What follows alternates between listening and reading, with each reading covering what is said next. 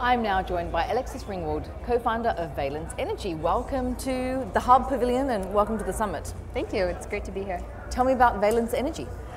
So Valence Energy is a energy management software company. We started it last year when I was 24 with a couple of other recent college graduates who won a competition with the U.S. Department of Energy to build solar-powered homes. And we formed a company to do energy management within buildings, realizing that buildings consume a significant amount of our energy and contribute to greenhouse gas emissions. We thought, let's make smart buildings that connect to a smart grid.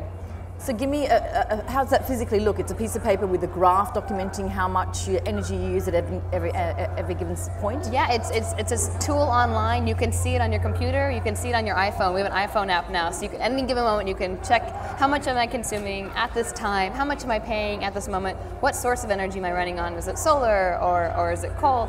And then make a decision, all right, should I reduce, should I save in some way? Wonderful. So did you team up with each of the energy company providers to tap into the databases and compile that? We'll be, we're just collecting data from buildings themselves. So we put in our software and we're able, and with smart meters and other hardware, we also partner with Cisco.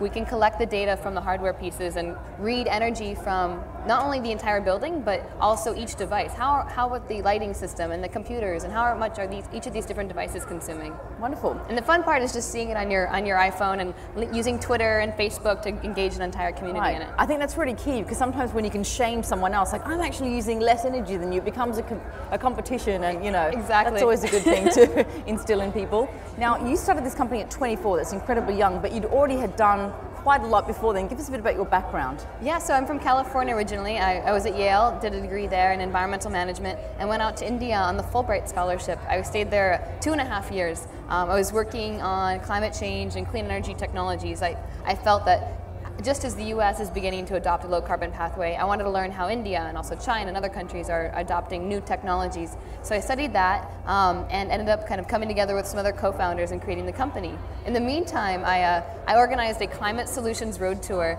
with a couple of friends from the Indian Youth Climate Network. They're a group of young people in India who are creating a movement to launch kind of climate awareness and action in India. And so we decided to travel from South India, from Chennai to Delhi, 2,500 miles in 3 solar electric cars. We had also 2 sustainably harvested biofuel trucks. And we brought a solar rock band with us. We had a troupe of Bollywood dancers doing climate-themed dances. And our goal was to document the top solutions to climate change as we traveled. So we stopped at schools, we stopped at entrepreneurs, documenting innovators along the way and getting people excited. Is that somewhere online that we can see? Yeah, that's on IndiaClimateSolutions.com. We blogged everything and we put all of the videos up there as a way to get young people there inspired. And we've been linking the Indian youth climate movement with the U.S. climate movement and the Chinese and the Brazilians, so the young people from different countries can all come together, and also fostering young entrepreneurship, and that's how the idea of the company came out, getting young people starting companies with their ideas. Very good. Now, it must be quite an experience. You born and raised in the US and then spending some time in India. How was that difference between developed countries and developing countries and how they're approaching climate change? Yeah, I mean, it was beautiful being over there, just an incredible experience. I found in India that they're already doing a lot also on climate change. The buildings, traditional buildings were made out of local materials. They didn't need air conditioning systems, just the sustainable building practices that have endured over the generations. Also, simple things like using banana leaf plates versus styrofoam plates. So I found a lot of local traditional practices which are already sustainable, which we could adopt over here. At the same time, as they build new cities and put in new infrastructure, they definitely can use some of the technologies that are here over there.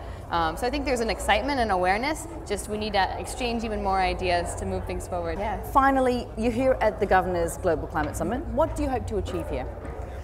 I hope to have something happen, have real action. I know a lot of people are talking. I'm going to be on a youth panel with an amazing group of people, young people who really inspire me. There's kind of a young group that's kind of meeting independently throughout the summit. And I hope that we can form a message that unites with what the leaders are saying. I think we're all working towards the same thing. And I think that including young people, who can really take this forward, the next step, is really important. So my goal is to get young people more engaged, also show that youth entrepreneurship is a powerful tool. Just the company that we started, I think that the solution we have, which can reduce energy consumption in buildings by 20% easily, is a really powerful tool. This is the smart grid, smart cities.